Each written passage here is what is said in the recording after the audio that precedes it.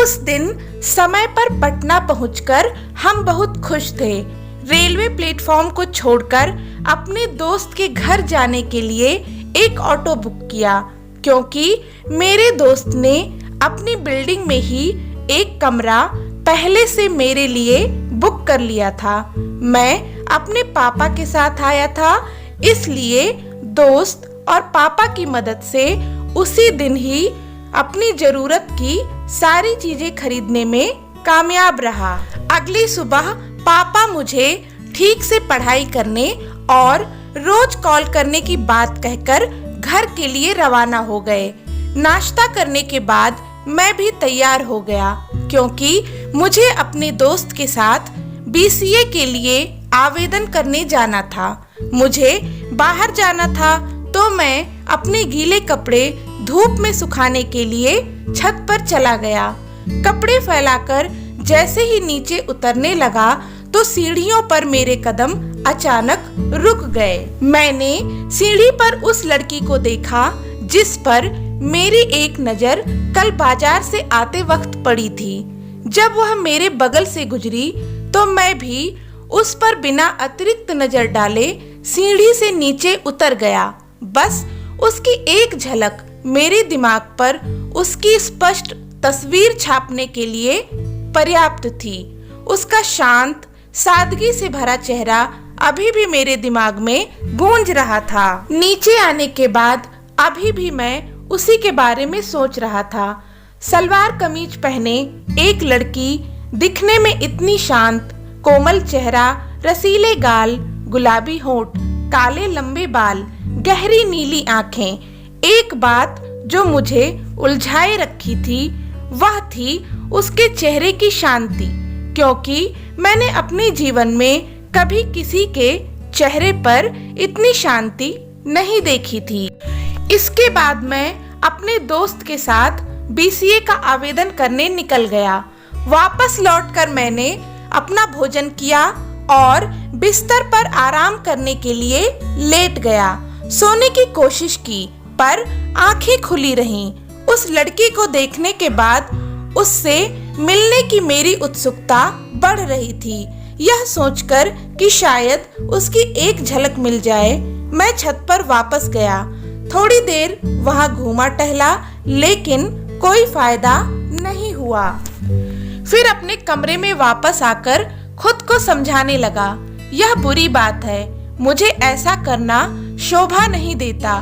मेरी प्राथमिकता पढ़ाई होनी चाहिए, ना कि लड़कियों के पीछे भागना।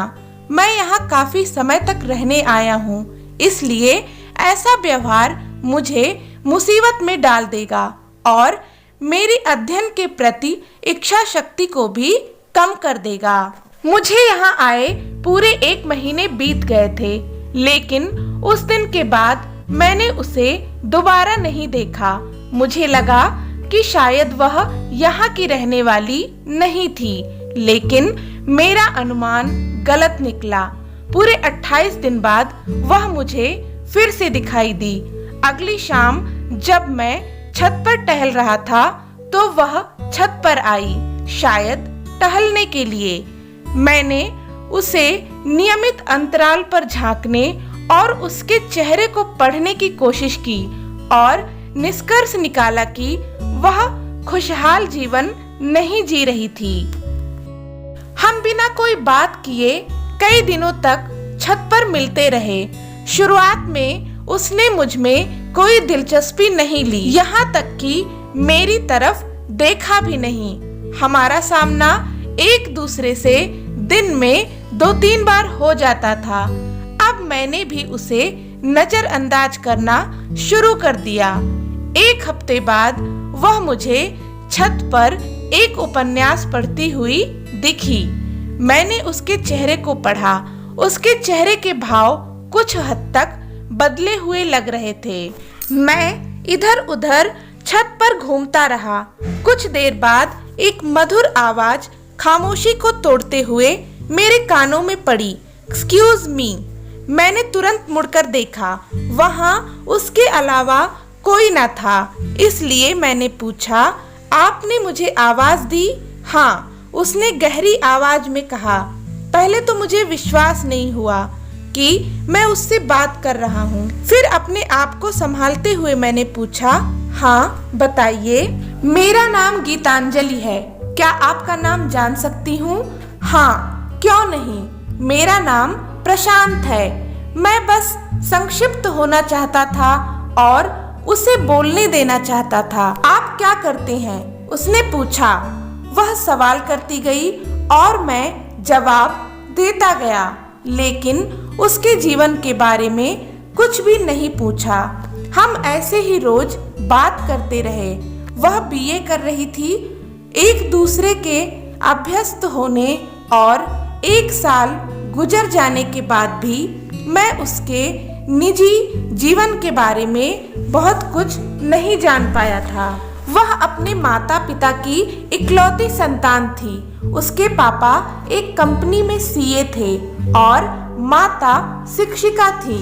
काफी खुशहाल परिवार था उसका, लेकिन मुझे उसकी सादगी भरे जीवन का रहस्य अभी तक नहीं पता चल पाया था।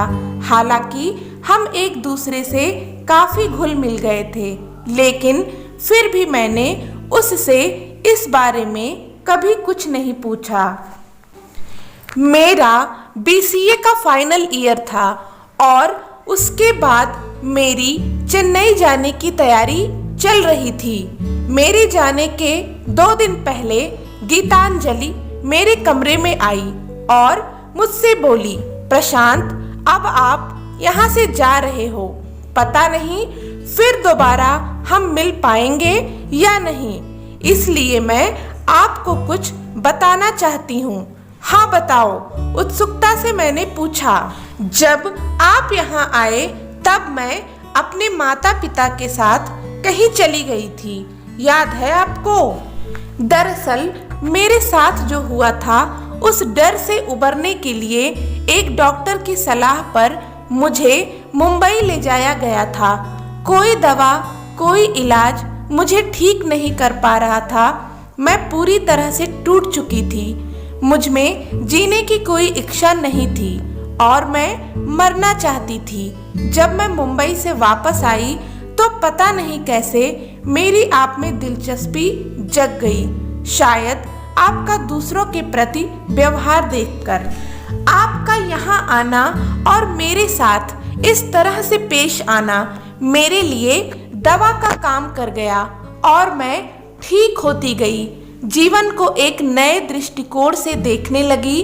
अब मुझे किसी डॉक्टर की जरूरत नहीं। बस एक बात से हमेशा डरती रहती हूँ कि जब आप मेरी सच्चाई जानेंगे तो मेरे बारे में क्या सोचेंगे। इसलिए यह बात सबसे आखिरी में बता रही हूँ। मेरे साथ कुछ लोगों ने दुष्कर्म किया था। यह कहकर वह तेजी से दरवाजे के बाहर जाने लगी। रुक जाओ, तुम अपने आप को समझती क्या हो? मुझे अंधेरे में रखकर तुमने मेरी भावनाओं का अनुचित लाभ उठाया है, मैंने व्यंग्यात्मक तरीके से कहा। वह दरवाजे पर टकटकी लगाए देखती रही। मैंने उससे कहा, अंदर आओ और मेरे पास बैठो।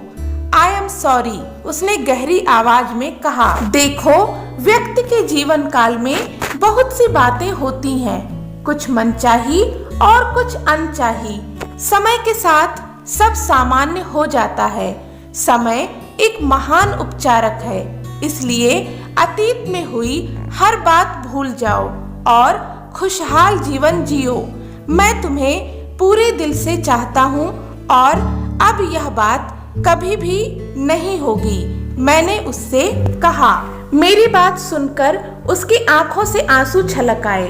वह मेरे गले आकर लग गई और बोली, धन्य हो गया मेरा जीवन आपका साथ पाकर।